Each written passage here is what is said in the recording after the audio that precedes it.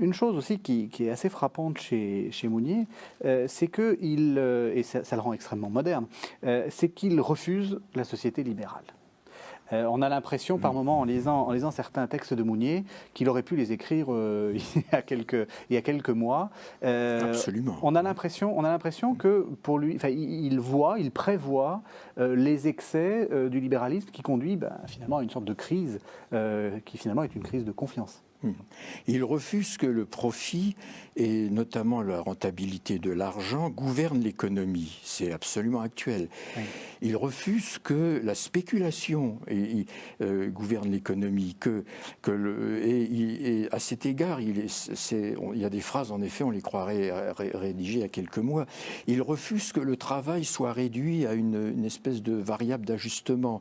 Et on sait l'évolution désastreuse de la part du travail dans le revenu national depuis 30 ans environ, et il refuse que l'argent soit la seule valeur.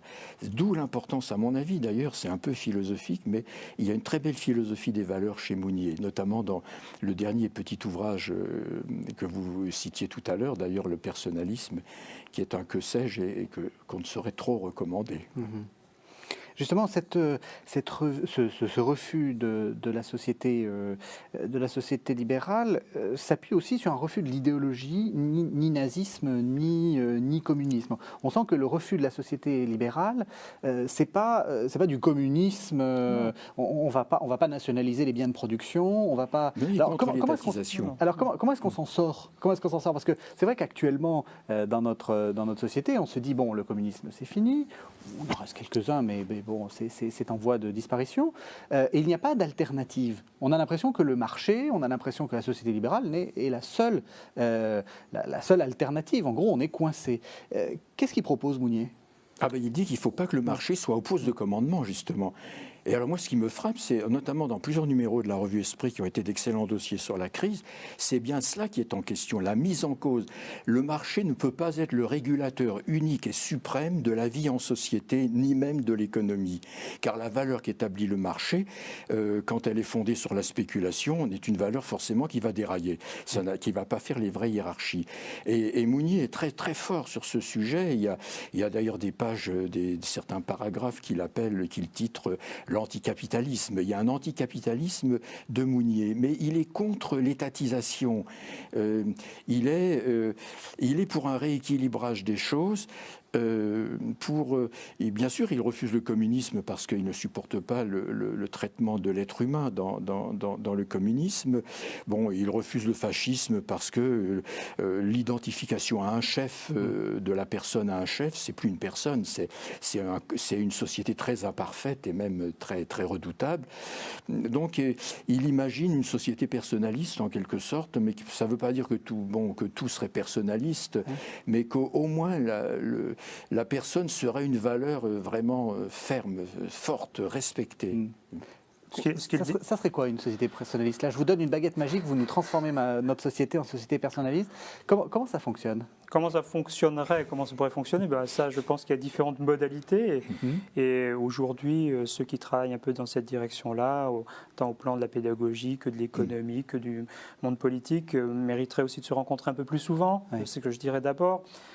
Mounier était très remonté contre ce qu'il appelait le désordre établi, c'est-à-dire le maintien de structures oppressives, oppressantes, en l'Église catholique on dirait structures de péché, qui empêchent véritablement que l'homme soit reconnu, soit promu. Donc son souhait, avec d'autres, c'est mettre en place un état de société différent, où l'économie soit au service de la personne et pas l'inverse, où le politique soit au service de la personne et pas l'inverse, etc. etc. Donc ça passe par une réélaboration assez complète, c'est ça qui est aussi compliqué chez Mounier, par certains aspects, de la valeur du travail, de la valeur du profit, de la valeur de l'être ensemble. Alors son contexte n'est plus le nôtre, c'est la crise des années 30 quand même, aussi le refus d'une forme de parlementarisme avachi, etc. Des choses qui à son époque sont complètement discréditées. Aujourd'hui, on est quand même dans des formes plus démocratiques, quoique. Il faudrait s'interroger véritablement sur ce qui fait que la société peut avancer. Et Mounier, c'est quelqu'un qui a le souci de la globalité.